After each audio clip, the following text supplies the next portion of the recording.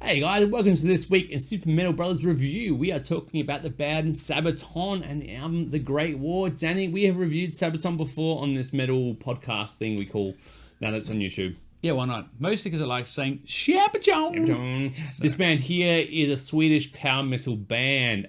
They do have a lot of influences as well, according to other people. I think there's a little bit of melodic death metal, a bit of Viking metal, I guess, and well, folk as well. But more instance, it really does feel like a power metal band at home. The main theme of this is war, historical battles, all that kind of stuff like that. It's to get you all ramped up, and be surely sung by the winners generally of the wars. That's the way I consider Sabaton, because generally war is a very bleak and dark time. But the way Sabaton think about it, you think it's always like Lord of the Rings. Like there's always a victor, and they're always fighting the massive golem thing and the thing in the massive twin tower in the sky.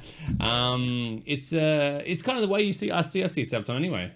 Well, yeah, but even the songs are very sad and depressing, and you hear the songs and they sang them so jovially. Yeah. I don't think I understand what the war's about, man. Yeah, they take a very twist on it, and their style was very unique, and I guess I attribute their uniqueness to their singer as well, Joachim Broden. He's very interesting performance, and he's got his power about it, but he feels like he's one of those massive guys that has a beard. He's in the bar in the all those fantasy tales. He's the classic version of a dwarf, but for some reason he has so much girth and power, and when you see him live, I did not think that was going to be him. I honestly thought he was going to be far more axier than I saw. Yeah, like monomathlete scene, full beard and everything. He seems like a wise guy in the bar. He's come here, son. I'll tell you the story of times. Yeah, he's way too young to have that voice, But eventually, in 30 years, he'll really grow into that voice. He's not Scottish enough to have that voice. Yeah, but let's move on to the album as well, and that's the whole thing, Straight off the bat, you get a lot of orchestral hits and there's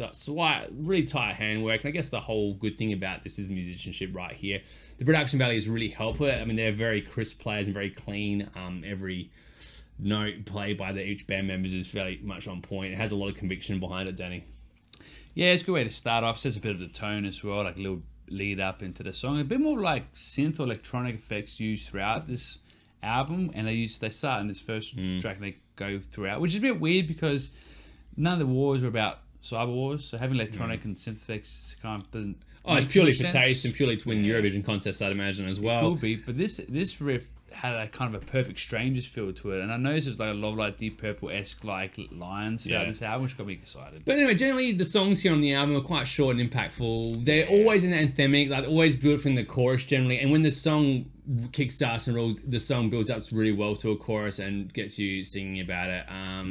Obviously, even though it's about war and that, it has a certain brightness to it. And only towards the end of the album do you start to get songs that are generally heavier, like Fields of Verdun and A Ghost in the Trenches and stuff like that. But generally, it's quiet. At least the first 5 songs are almost, wow, this is amazing. Yeah. Give us a beer and drink, and we're singing about the war. It feels like a folk song about war many years ago that you're told by your grandparents who actually won the war, but they won't ever tell you about the psychological depression and the anxiety they get from every time they hit the lawnmower in the backyard. What is that, Charlie? Anyway. So I did honestly really like the way it was the instruments were played and stuff. The songs were generally very catchy, and when they worked really well, the choruses were very much anthemic and sing along with it. Guitar solos, even though they're not the most technical ones, always worked around the song really well. Yep. And they played really well to capture a melody and the feel about it and help push it on. There's really great playing, especially the 82nd one. There's this Phrygian dominant minor passage that he then move on to a more traditional minor passage, but it was so smooth and so clean. It was really good. And Dead Man as well, that was some great work, Danny. I thought the guitarist here and the soloist was not just shred for shred's sake, it actually really helped capture the point. A little bit what Flesh God do as well. Yeah, no, exactly right. I mean, the songs, they're not too long, 3.5 minutes to 4.5 minutes. So, and the solos fit in well. You're right. They took bits of the verse or chorus and blended it into the riff. The only chorus solo I didn't think was good was track 8, A Ghost in the Trenches. I just don't think it was needed. Yeah, it kind of, because the song was a bit more slow and sad in a tone, and then the solo was kind of the opposite. I'm it just didn't. That was the only one I thought could have done without it, mate, or just do a different one. Just do full wailing and bending of guitar strings, maybe. But generally, it's pretty solid. Again, now moving around to the vocals as well. There's a lot of chanting going on here. Always harmonized, always very big and luscious, and they really hit home hard, and it would transition along very, very well. But they're generally nice. I think the guy's got a lot of power and he's got a lot of range as well, and he can do some stuff a bit more subtle, but he can also belt it out as well, Danny. Yeah, no, you're right. They definitely know when to use their choirs and when to do the trade-off between choir and him by himself. But you do have a bit of a nitpick when it comes to certain vocals that appear in the album.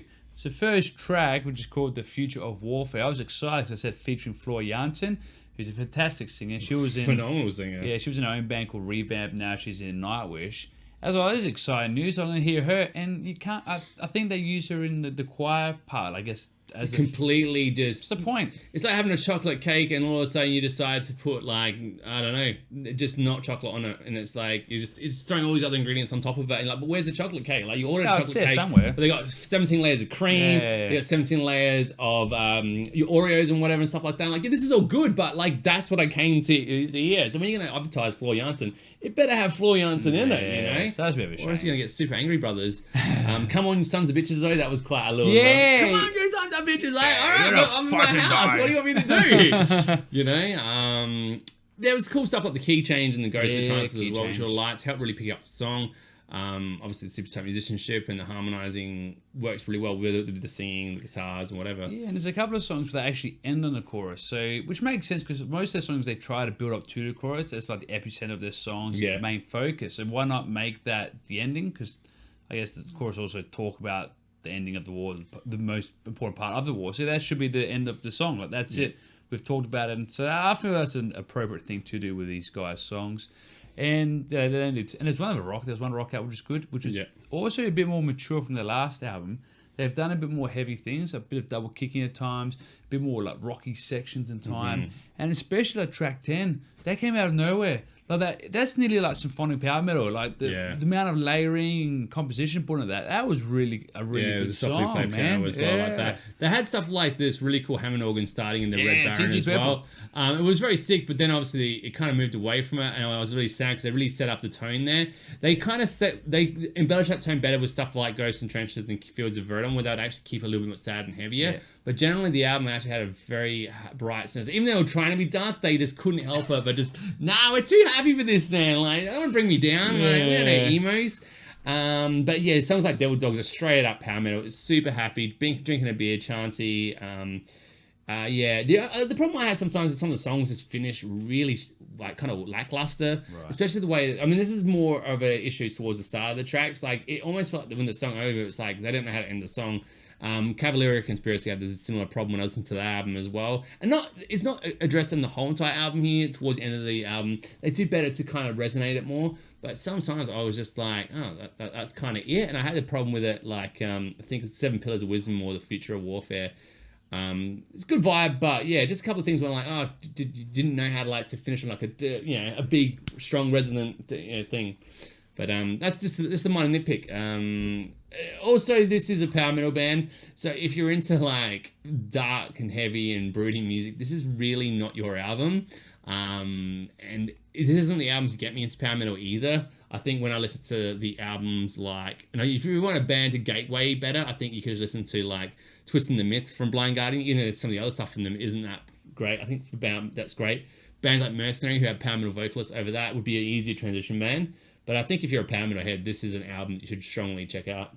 Oh, yeah, of course. It's got fast guitar solos. It's got a bit of synth chucked in there. It's got like epic choruses. Exactly. And a very interesting and compelling singer. And like I said, lots of layering in the vocals, lots of chanting, lots of good stuff. Musicianship's tight. The production's fantastic. I mean, this album really is more of a fault of if you just like the style, I think. I think generally these guys with the conviction of this album is very strong, and nitpicks aside, I think the majority of this album is actually fairly strong.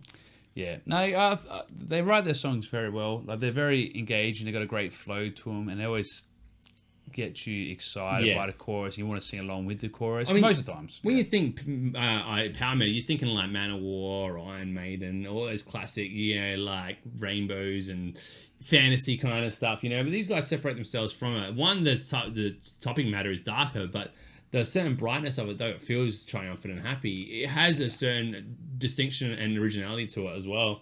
Yeah, and what made this album interesting, I think these guys have coined the term or phrase historical version.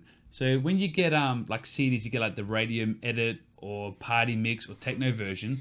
They've actually come to this. It'll be like the song title. So let's say, for example, the Great War, and then it brackets a historical version. So what that means is that if you buy the CD with historical versions on it, the first 30 seconds is actually a person talking about what the song's about.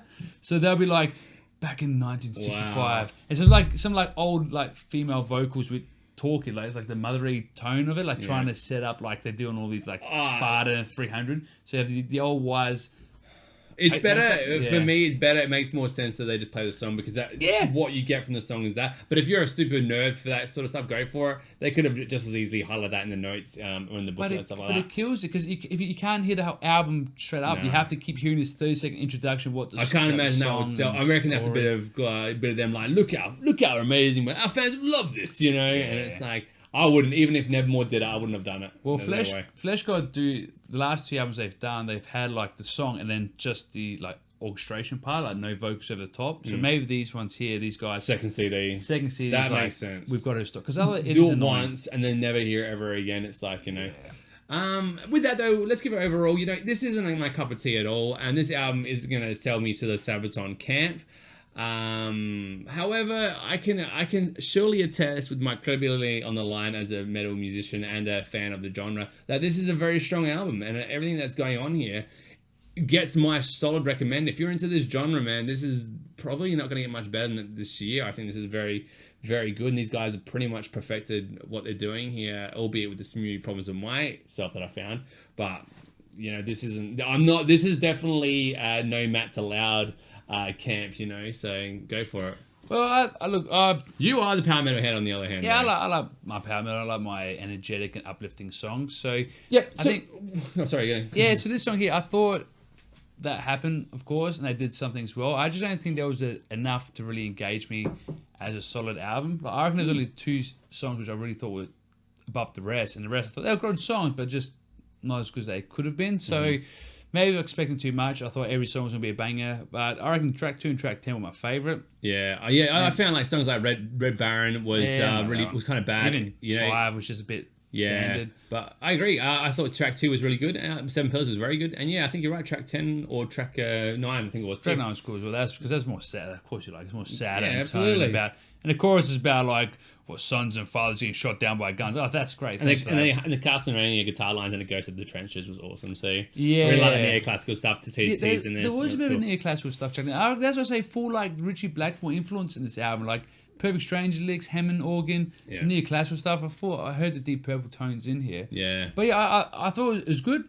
Grade's really hard, so I'm giving it only a 7.5 out of 10. I was going to give it, towards a 7 to an 8, and I'm going to stick with the 7 mostly on it's kind of reflecting on this album, going back on it. But I must admit, you know, if you're a power metal head, this album's probably going to be an 8 to a 9 for you for sure. And so it should be for you, because I think this guys can, once you're into that market and that's what you're looking for in your music, these guys are probably one of the best ones to check out. Yeah, and if you like Sabaton, you'll like this album. You won't be disappointed being a Sabaton fan. You'll be like, yeah, I expected this, and I got this. And apart from, again, track 10 was different, which is good. So maybe next album they might get more into the symphonic layer. That'd be really apart cool. from I feel like the last 2 or 3 tracks kind of separate themselves from the feel of the album, and they're kind of getting stuck in it. But they do it well, you know, the choruses and the way they do it, the way they kind of tease the lights, or they make a song. It's generally very pleasing.